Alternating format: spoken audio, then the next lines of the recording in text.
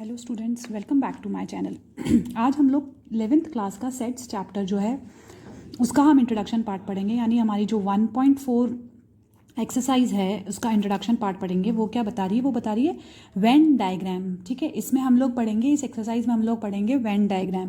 Venn diagram क्या होता है? बेसिकली आपने जो भी सेट्स पढ़े हैं अभी तक, जो तीनों एक्सरसाइज करी उसमें जो भी सेट्स पढ़े उनको अब डायग्रामेटिक फॉर्म में रिप्रेजेंट करना। ठीक है, उसके डायग्राम ऐसे बनते हैं, यानी एक रेक्टेंगुलर बॉक्स बनता है और उसके अंदर हम एक सर्कल बनाते हैं। फाइन, ये जो रेक्टेंगुलर बॉक्स होता है ये हमारा होता है पूरा यूनिवर्सल सेट। ठीक है, ये आपको बताया था मैंने पिछली वाली एक्सरसाइज में कि यूनिवर्सल सेट क्या होता है, द होल सेट और द बेसिक सेट, जिससे कि हम सबसेट्स बनाते हैं।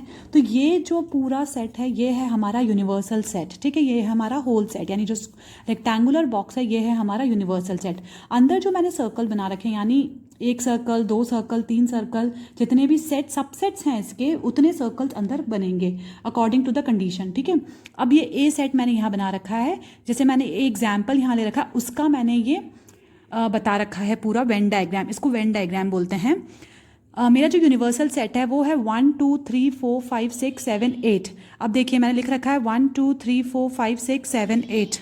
ये तो हो गया हमारा यूनिवर्सल सेट, जिसको मैंने रेक्टेंगुलर फॉर्म में बना के दिखा रखा है। अब आया है हमारा सबसेट। इस यूनिवर्सल सेट में एक सबसेट ए है, वो क्या बोल रहा है? वो दे रहा है 1 2 3 4 एलिमेंट्स। ठीक है, उसके अंदर एलिमेंट्स कौन से? 1 2 3 4। तो जो मेरे यूनिवर्सल सेट में 1 2 3 4 थे ना, जो मेरा ए सेट है वो सबसेट है यूनिवर्सल सेट का, तो इसमें जो 1 2 3 4 थे ये इसको मैं शो करूंगी मेरे ए सेट के अंदर। ठीक है, जो बाकी के बचे हुए 5 6 7 8 उनको मैं अलग से लिखूंगी। बाकी जो 1 2 3 4 है ये जो आएगा ये मेरे सेट ए में आएगा। क्यों? क्योंकि 1 2 3 4 है ये पूरा यूनिवर्सल सेट में भी इंक्लूडेड है और वो ए सेट भी है हमारा।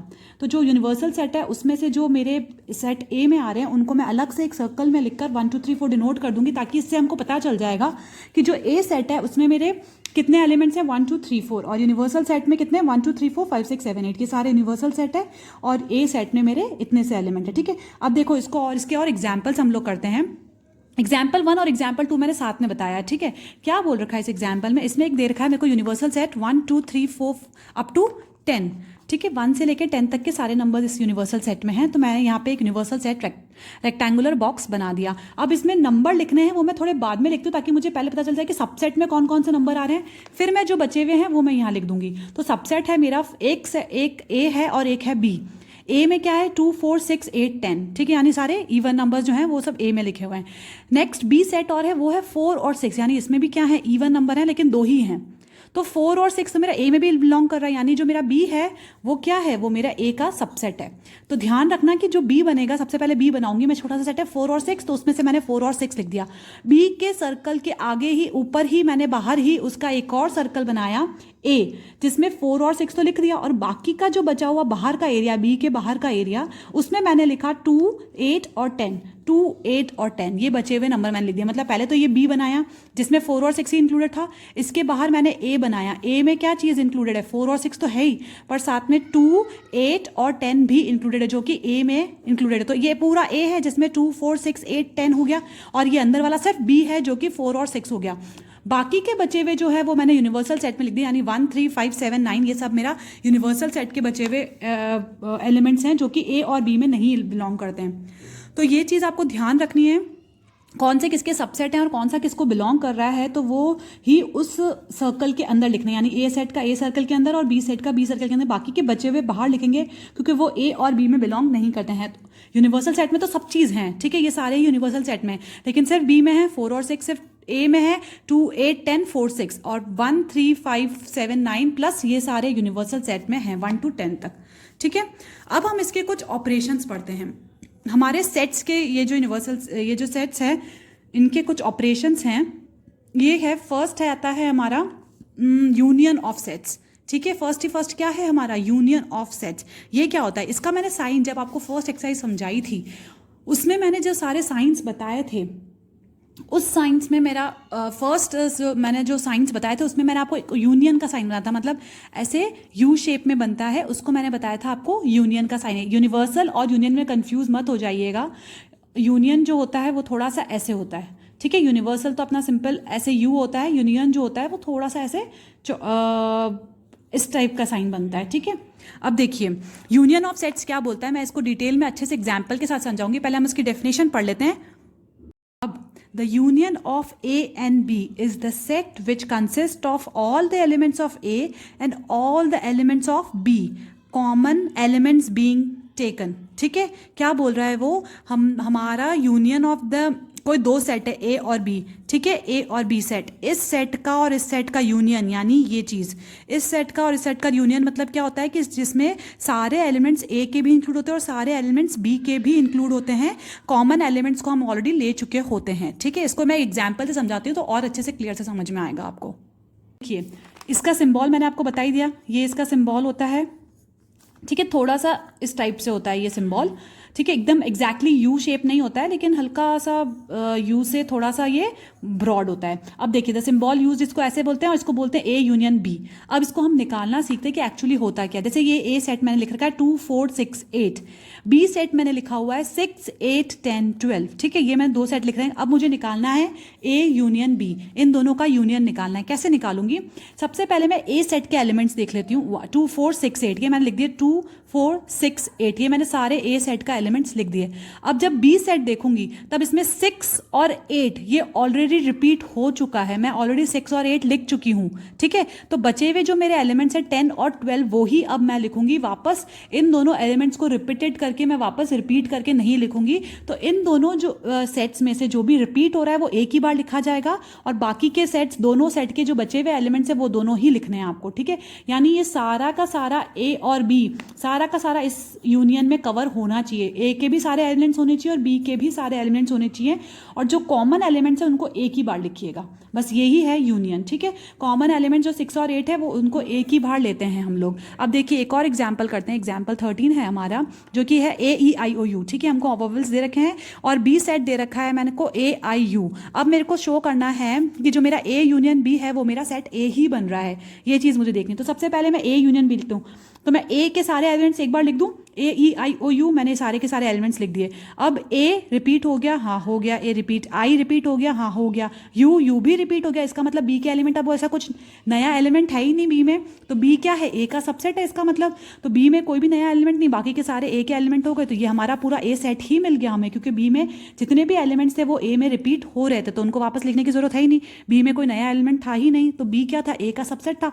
अगर वो सबसेट होता है तो इसका मतलब वो आंसर हमको वो ए ही मिलता है वापस हमको। अगर ए और बी का यूनियन करते हैं तो हमको वापस ए और बी ही मिलता है। एक और एग्जाम्पल देखिए, ये है एग्जाम्पल 14, ये क्या बोल रहा है, एक्स हमको दे रखा है एक सेट राम, गीता और अकबर, वाई एक सेट दे रखा है गीता, डेविड और अशोक, ठीक है। ये कुछ प्लेयर्स है, कुछ फुटबॉल प्लेयर्स थे और कोई हॉकी प्लेयर्स हैं, ये हॉकी प्लेयर्स हैं, ये फुटबॉल प्लेयर्स हैं। तो अब हमको निकालना है एक्स वाई और इनका इंटरप्रीट द सेट, ठीक है। इसका हमको यूनियन निकालना है। तो सबसे पहले यूनियन निकालने के बाद हमारा आया राम, गीता और अकबर। ए सेट जो फर्स्ट सेट था वो मैंने ऐसे कैसे लिख दिया। अब देखा सेकंड वाले में गीता रिपीट हो रहा है, गीता को मैंने वापस नहीं लिखा। डेविड है क्या, नहीं है, तो लिख दिया। अशोक रिपीट हो रहा है क्या, नहीं हो रहा है, तो अशोक को भी लिख दिया। तो ए के सारे एलिमेंट्स और एक्स के सारे एलिमेंट्स और वाई के सारे एलिमेंट्स इसमें आ गए हैं। तो इसका मतलब यूनियन का मतलब ये है कि इसका और इसका, इन दोनों के एलिमेंट्स इसमें आ गए। अब इसमें लिखा हुआ इंटरप्रीट करना। इंटरप्रीट का मतलब क्या होता है कि इस सेट में अब जो हमारा नया सेट बना, इसमें क्या, इसमें कौन कौन से लोग हैं, कौन कौन से स्टूडेंट्स हैं, आई मीन, ठीक है। तो इसमें हम लोग ये इंटरप्रीट कर सकते हैं कि इसमें ये वाले स्टूडेंट्स हैं, ये तो हैं जो हॉकी खेलते हैं, ठीक है, और ये वाले जो स्टूडेंट्स हैं ये फुटबॉल खेलते हैं, ठीक है। तो अब हम लोग कह सकते हैं कि इस सेट में वो सेट है जिसमें हॉकी खेलने वाले भी हैं, फुटबॉल खेलने वाले भी हैं, और दोनों यानी हॉकी के प्लेयर्स भी हैं इसमें और फुटबॉल के प्लेयर्स भी हैं इसमें, और बोथ। तो ये चीज़ हमने इंटरप्रीट करी इससे कि यूनियन जब होता है तब आप ये देख सकते हो उसमें कि इसमें ये भी हो सकता है, ये भी हो सकते हैं और ये भी हो सकते हैं, ठीक है। इसको कहते हैं इंटरप्रीट करना।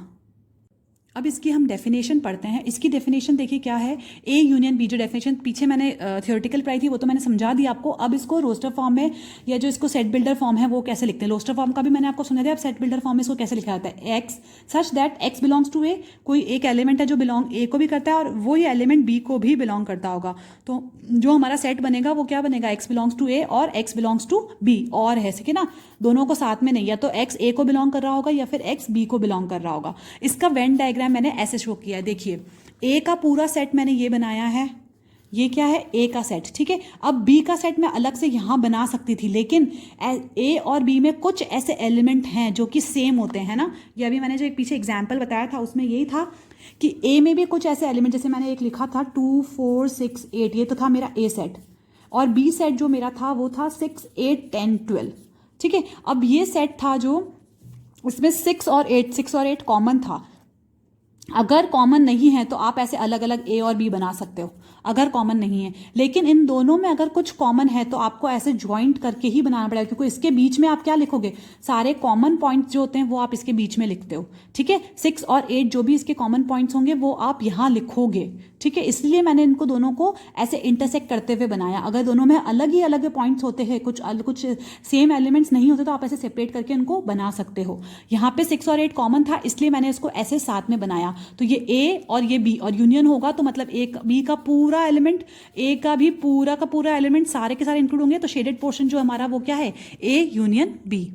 अब हम लोग पढ़ते हैं प्रॉपर्टीज ऑफ यूनियन, ठीक है। अभी तक तो मैंने यूनियन समझा दिया, इसकी डेफिनेशन, वेन डायग्राम, एग्जाम्पल देकर आपको अच्छे से समझा दिया। अब अपन इसकी प्रॉपर्टीज़ पढ़ते हैं। फर्स्ट होती है कम्यूटेटिव प्रॉपर्टीज़। आपने ये सब कम्यूटेटिव, एसोसिएटिव, ये सब आपने पढ़ी है बचपन में, ठीक है। ये कौन कौन सी प्रॉपर्टीज़ होती हैं। कम्यूटेटिव प्रॉपर्टीज़ जो होती है एडिशन में होती है ना, A plus B is equals to B plus C, वो वाली बी प्लस ए, ये वाली प्रॉपर्टी होती है कम्यूटेटिव, ठीक है।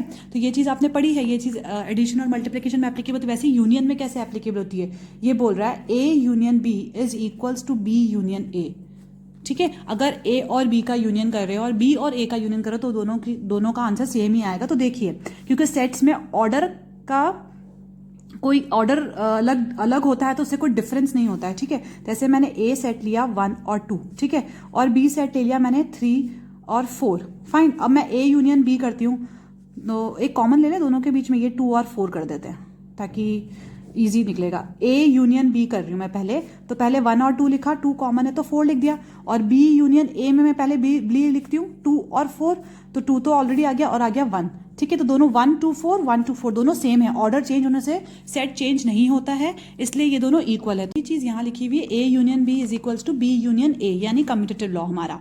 नेक्स्ट सेकेंड लॉ है हमारी एसोसिएटिव लॉ। एसोसिएटिव लॉ आपने एडिशन वगैरह में पढ़ा है छोटी क्लासेस में, A plus B plus C is equals to A plus B plus C का, ठीक है। ये होता है एसोसिएटिव लॉ जो हमने उसमें स्कूल्स में छोटी क्लासेस में पढ़ा है। तो अब ये है A union B union C is equals to A union B union C, ठीक है। अगर आप ए यूनियन बी करके फिर सी के साथ उसका यूनियन करते हो, या फिर बी और सी का यूनियन करके ए के साथ करते हो, तो ये इक्वल आएगा। एग्जाम्पल देकर बता दें, ए इज इक्वल टू मैंने लिया 1 और 2, ठीक है, बी लिया मैंने 2 और 3, और सी ले लिया मैंने 3 और 4, ठीक है।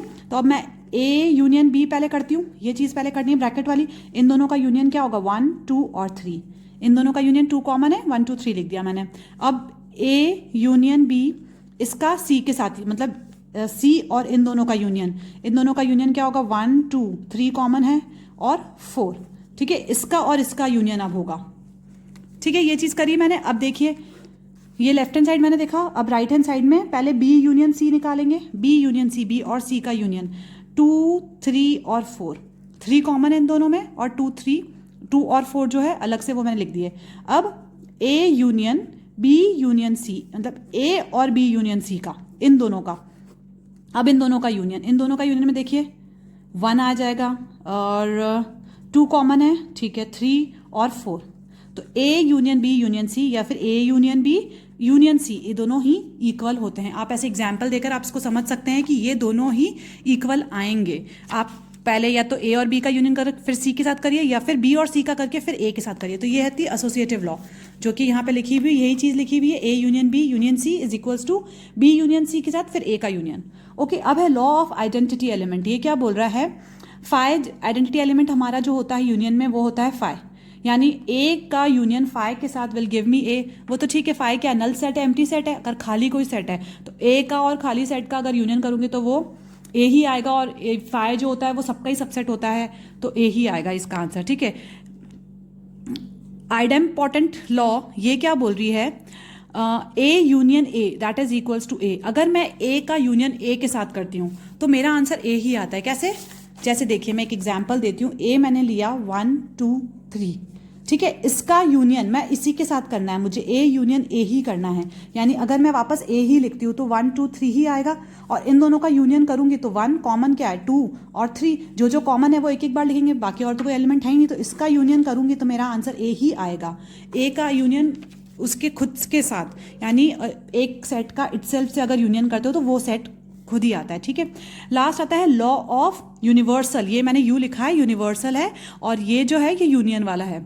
ठीक है, यू ऐसे, ठीक है, यूनिवर्सल और ए का अगर मैं यूनियन करती हूँ, यूनिवर्सल और ए का यूनियन करती हूँ तो मेरा आंसर यूनिवर्सल आएगा। ऑब्वियसली ये सबसे बड़ा एलिमेंट है और ये इसका सबसेट है, तो मेरा आंसर यूनिवर्सल ही आएगा। एक एग्जाम्पल से समझाती हूँ, देखिए यूनिवर्सल मैंने लिया 1 2 3 4 और 5, ठीक है, एक ए सेट ले लिया मैंने 1 और 2 का।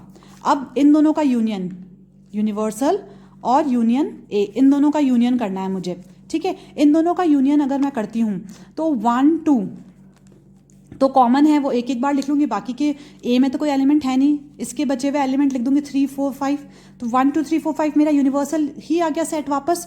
तो इसका मतलब यूनिवर्सल का यूनियन ए के साथ मेरे को यूनिवर्सल ही देगा।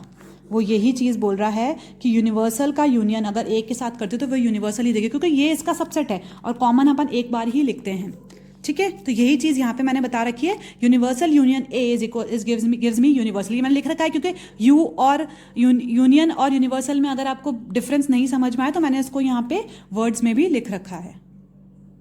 नेक्स्ट ऑपरेशन पढ़ते हैं, वो है इंटरसेक्शन ऑफ सेट्स। ठीक है, इसको किस साइन से बताते हैं, ऐसे उल्टा यू। ठीक है, इसको हम इस साइन से बताते हैं। ये मैंने आपको जब 1.1 के सारे सिंबल्स बताए थे तब उसमें बताया था इंटरसेक्शन, मैंने कहा था आपको मैं आगे पढ़ाऊंगी। तो ये है intersection of set. Intersection of sets क्या बोलता है, the intersection of two sets A and B is a set of all those elements which belong to both A and B. ये दो सेट का इंटरसेक्शन वो होता है जो कि ए और बी में जो कॉमन एलिमेंट्स हैं उन वो ही सारे एलिमेंट्स आपका इंटरसेक्शन बनता है। एग्जाम्पल देके समझाती हूँ, जैसे 2 4 6 8, ये मेरा एग्जाम्पल 15 है एनसीईआरटी बुक का। ए है मेरे को 2 4 6 8, ठीक है।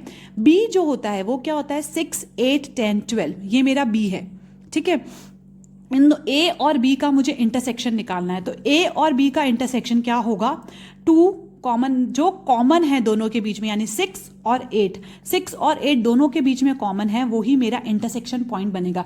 यूनियन में तो क्या था, सारे के सारे एलिमेंट्स सबके इंक्लूड होते हैं, लेकिन इंटरसेक्शन में सिर्फ वही एलिमेंट्स इंक्लूड होते हैं जो दोनों में कॉमन है। उसके अलावा ना तो ए वाले इंक्लूड होंगे ना बी वाले इंक्लूड होंगे, बस जो कॉमन है वो ही इंक्लूड करने हैं आपको। तो इसको इसी तरह से यहाँ लिखा हुआ है, x such that x belongs to A and x belongs to B। ध्यान रखिएगा एंड है, वहां पे वर्ड क्या था, यूनियन में और वर्ड था। ठीक है, और यहां वर्ड क्या है, एंड। तो ध्यान रखिएगा अगर और वर्ड है और एंड वर्ड है, ठीक है, एंड वर्ड है, इसका मतलब क्या होता है, इंटरसेक्शन, यानी ये चीज। और वर्ड है तो उसका मतलब होता है यूनियन। ठीक है, ये चीज ध्यान रखिएगा, जहां पे और वर्ड आता है उसका मतलब होता है यूनियन, और जहां एंड वर्ड आता है वहां होता है इंटरसेक्शन। ठीक है, तो यहाँ पे क्या आया, एंड, मतलब ए में भी होना चाहिए और बी में भी होना चाहिए। उसमें तो क्या ए में हो सकता है, बी में भी हो सकता है, और का वर्ड का मतलब ये होता है। तो यही है, जैसे मैंने इसको वेन डायग्राम से बताया है, ए और बी, तो इसका जो शेडिंग एरिया मैंने बता रखा है, ये जो शेडेड पार्ट बता रखा है, ये है इंटरसेक्शन दोनों के बीच का कॉमन एरिया। ठीक है, ये है मेरा ए इंटरसेक्शन बी। ठीक है, ये जो शेडिंग एरिया है वो मेरा ए इंटरसेक्शन बी है, क्योंकि इन दोनों के बीच का जो कॉमन है वो ये होता है 6 और 8। अब जैसे नेक्स्ट एग्जाम्पल, मैंने वही वाला जो अपना एग्जाम्पल 16 था ना, उसी को मैंने उसका इंटरसेक्शन निकाला है। यहाँ पे भी एग्जाम्पल 15th और 16th में कॉमन रिपीट किए हुए हैं। राम, गीता, अकबर, गीता, डेविड, अशोक, ये दोनों थे, एक हॉकी का था एक फुटबॉल का था। इन दोनों में कॉमन कौन है, गीता। तो गीता जो कॉमन एलिमेंट है वो ही आपका इंटरसेक्शन बनेगा। ठीक है, एक एग्जाम्पल 17th है, उसको भी देख लीजिए। ए है, सेट दे रखा है, उसमें 1 to 10 तक नंबर्स दे रखे हैं, फाइन। अब 1 to 10 तक नंबर्स में बी एक और सेट दे रखा है 2 3 5 7। ठीक है, अब 2 3 5 7 जो है वो कॉमन सारे एलिमेंट्स हैं, इसके अंदर 2 भी है, इसके अंदर 3 भी है, इसके अंदर 5 भी है, इसके अंदर 7 भी है।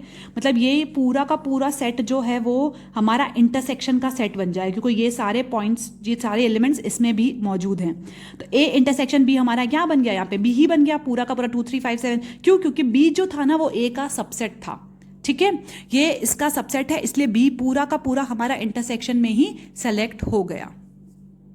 अब हम पढ़ते हैं डिसजॉइंट सेट्स। ठीक है, एक और टॉपिक है हमारा, नया टॉपिक, वो है डिसजॉइंट सेट। ये क्या बोल रहा है, दो ऐसे सेट जिसमें कोई भी एलिमेंट कॉमन नहीं है, इन दोनों के बीच में कोई भी एलिमेंट हमारा कॉमन नहीं है। यानी जैसे ए सेट है हमारा 1 2 3 4, एग्जाम्पल से समझिए। ए सेट है 1 2 3 4, ठीक है, मैंने लिख रखा है एक सेट। एक बी सेट लिख रखा है 5 7 8। आप चेक कर सकते हैं 1 2 3 4 इसमें नहीं लाया कर रहा है और 5 7 8 इसमें कहीं भी नहीं है। तो इन दोनों के एलिमेंट्स एकदम डिफरेंट हैं, बिल्कुल ही अलग है। ठीक है, यानी एक मेरा एलिमेंट यहां बनेगा तो एक मेरा सर्कल यहां बनेगा, एक मेरा सर्कल यहां बनेगा, एक सेट यहां बनेगा, एक सेट यहां, मतलब दोनों में कहीं पे भी कोई इंटरसेक्शन नहीं है, कहीं कोई टच नहीं कर रहा है एक दूसरे से, बिल्कुल ही दोनों अपोजिट हैं। तो इस दोनों का अगर आप इंटरसेक्शन निकालने बैठोगे तो आपका जीरो आएगा, कोई एलिमेंट नहीं आएगा, यानी फाइनल सेट आएगा। तो when A intersection B is phi in two sets A and B, then A and B are called disjoint set. तो हम इनको क्या बोलते हैं, डिसजॉइंट सेट।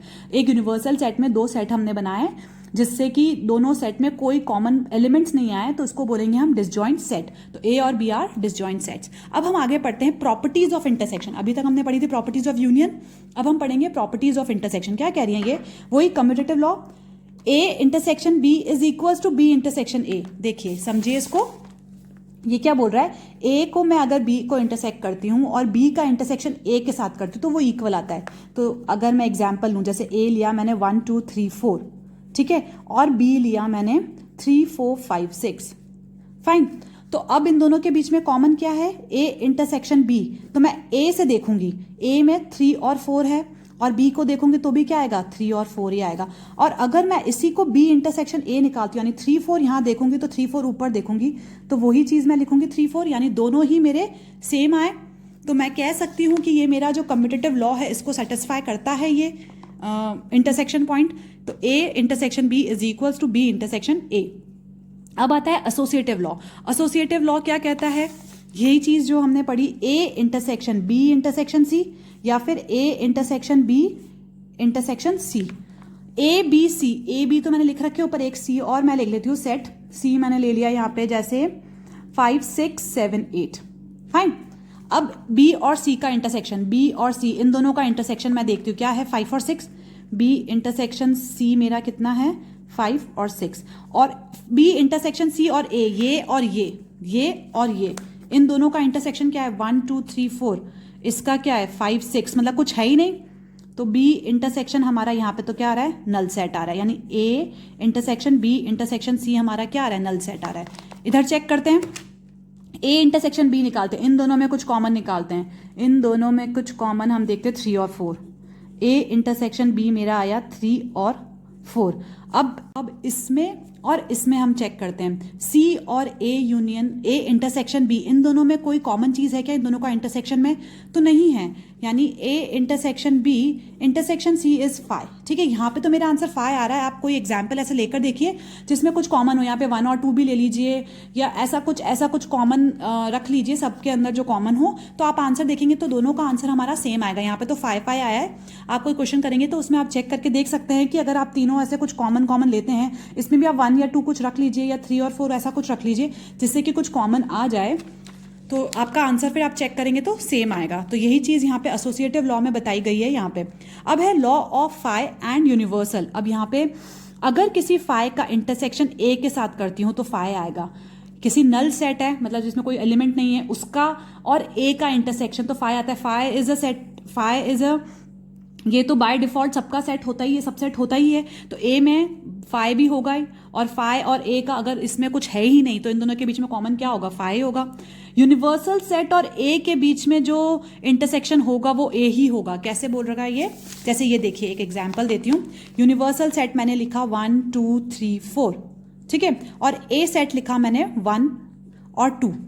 अब इन दोनों के बीच का इंटरसेक्शन, मतलब कॉमन वर्ड्स 1 और 2 ही है, तो universal intersection A will be 1 and 2। ठीक है, तो देख लिए ये हमारा ए सेट ही बन रहा है इनके बीच में, क्योंकि ए जो है वो यूनिवर्सल का सबसेट है, तो ये ही हमारा वापस इंटरसेक्शन में भी आएगा। ठीक है, तो वही चीज उसने यहां बोल रखी है, यूनिवर्सल सेट का intersection with A will give me A. Now important law ये क्या बोल रही है, ये लॉ बोल रही है ए का इंटरसेक्शन ए अगर करोगे तो वो ए ही आएगा। ऑब्वियसली दोनों में जो कॉमन होगा वो ए ही आएगा। देखिए A intersection A will give me A. कैसे? अगर ए मैं लिखती हूँ 1 2, ठीक है, ये सेट, इसका इंटरसेक्शन ए के साथ ही इसका मुझे इंटरसेक्शन करना है, मतलब इन दोनों में कॉमन पॉइंट्स निकालने हैं मुझे। ए इंटरसेक्शन ए, तो इन दोनों के कॉमन पॉइंट्स क्या आएंगे? 1 2, यानी ये मेरा ए ही आया ना। अगर मैं इसका यूनियन भी करती हूँ इसके साथ तो वही आता है, इंटरसेक्शन भी करती हूँ सेल्फ के साथ तो भी वही सेट आता है। अब ये देखिए डिस्ट्रीब्यूटिव लॉ। डिस्ट्रीब्यूटिव लॉ को हम डिटेल में आगे एक और पढ़ते हैं। एक बार देख लीजिए, A intersection B union C है, यहाँ पे बी यूनियन सी और फिर इंटरसेक्शन है, तो ए इंटरसेक्शन बी और ए इंटरसेक्शन सी का जो यूनियन होता है वो दोनों बराबर होता है। ये हम एग्जाम्पल से लेकर आपको अच्छे से समझाती हूँ।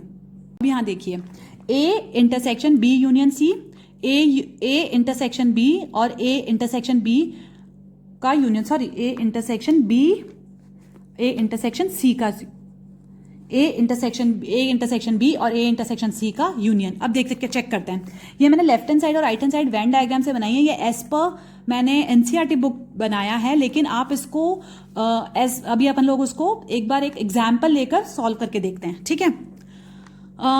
सबसे पहले मैंने लेफ्ट हैंड साइड में क्या ले करेंगे हम लोग, बी यूनियन सी। तो बी यूनियन सी को मैंने वेन डायग्राम से बनाया, ए बी सी 3 मैंने ऐसे बना दिए जिसमें तीनों में कोई ना कोई कॉमन इंटरसेक्शन पॉइंट है। तो ए और बी यूनियन सी यानी बी का पूरा और सी का पूरा, इन दोनों का पूरा हम लोग लेते हैं यूनियन में, ठीक है। इसके बाद इसका और इसका इंटरसेक्शन, इसका और इसका इंटरसेक्शन मतलब ए जहां जहां आ रहा है, ए इस एरिया में ए आ रहा है। आप देखिए ये और ये एरिया में ए आ रहा है इन दोनों के साथ, तो ये एरिया में ए कितना आ रहा है, यहां से यहां तक ये एरिया में ए आ रहा है। चेक कर सकते हैं आप।